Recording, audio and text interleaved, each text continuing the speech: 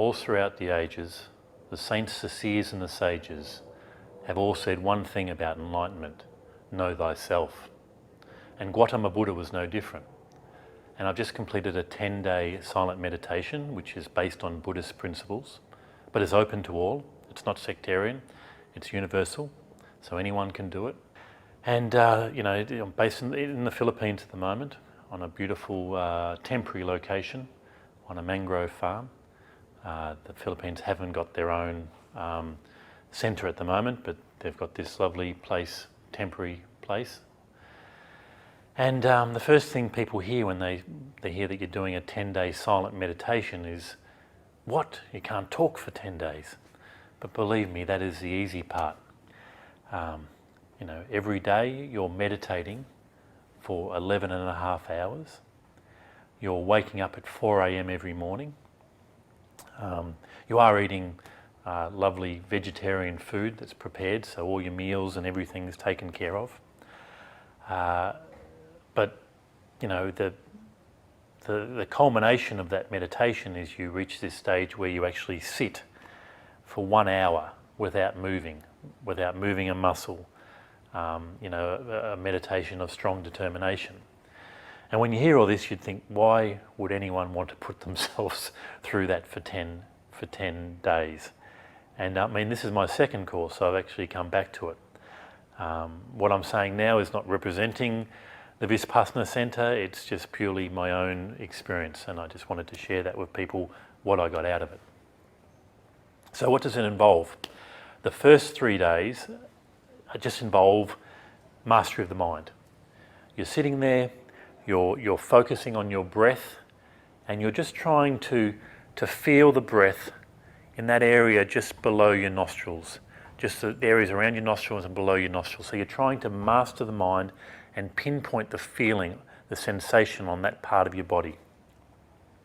And it sounds really easy, but just try doing it at home. Just try sitting there and breathing in and out and trying focusing on your breath, and see how long it takes before your mind goes to thinking about the future or goes to thinking about the past.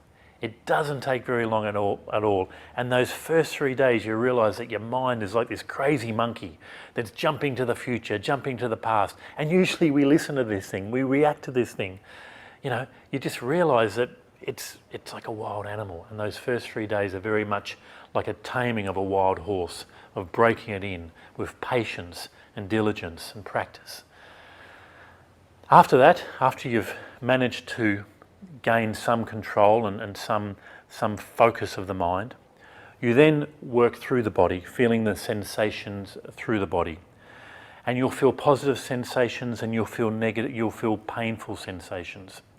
And the idea of that is that every craving and every aversion is related to sensation.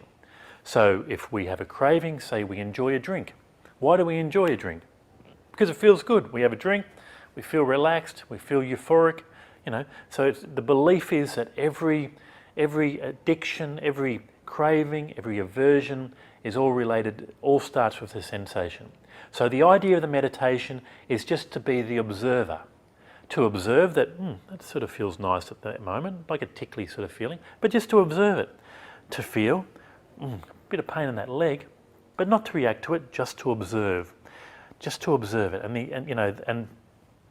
And to just to feel the sensations and to realise that each sensation comes and goes. That we're actually, putting our faith in things, or we're craving and having addiction to things that are only temporary.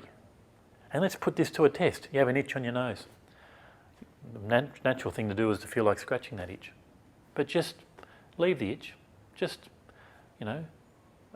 observe it. Don't react to it and see what happens. Eventually that itch will go. And it's like all these sensations. Eventually the pain will go. Eventually the pleasure will go. They're just sensations. Everything is of a temporal nature. And the whole idea of this meditation is to realise that and to break yourself free from these addictions to craving and aversion. And the belief is that we have these deep-seated, what are called sankharas, that are related to these deep-seated, habitual cravings and aversions, and that by doing this meditation we We can get over that. We can pass over any addictions. We can pass, these can rise out of us. We can just become the observer.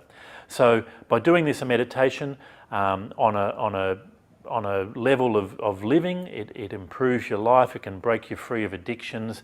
It can break you free of anger. You stop reacting. You just observe. So things don't get on your goat anymore. You know, you can just go, oh yeah, that's happening, but it'll pass, you know. On a longer term level, there's the belief that it leads to enlightenment. This is a practice that Buddha established.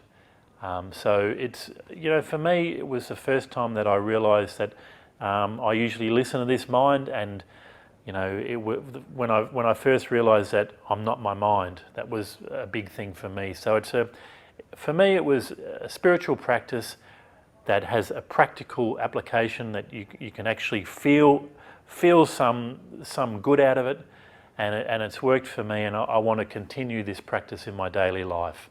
And I just wanted to share that with people, what it's all about, what I got out of it. As I said, I'm not representing Vipassana. I'm just a student. I'm new to it.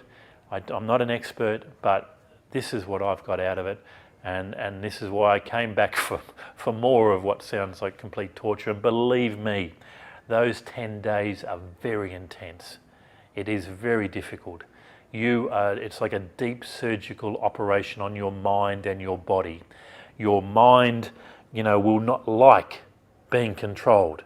It will not like the fact that you want to sit down for an hour and try and focus it. Your body will not like being told you're going to sit there for an hour without moving. So there's pain, there's you know, it's not an easy thing to do, but if you stick with it, the results are great, you know, in your life. And as I said, I'm just starting in the journey, but already I feel some benefit from it, and yeah, just wanted to share that with you. So thank you for listening.